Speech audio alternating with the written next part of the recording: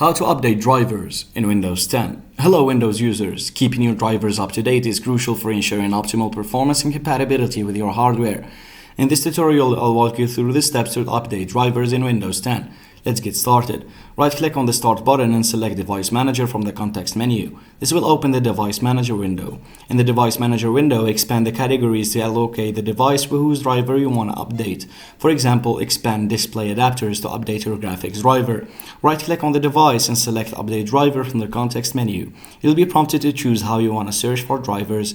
Select Search automatically for updated driver software. Windows will search online for the latest driver and install it if available. If Windows doesn't find a newer driver or you have a specific driver file, you can choose Browse My Computer for driver software and navigate to the location of the driver file.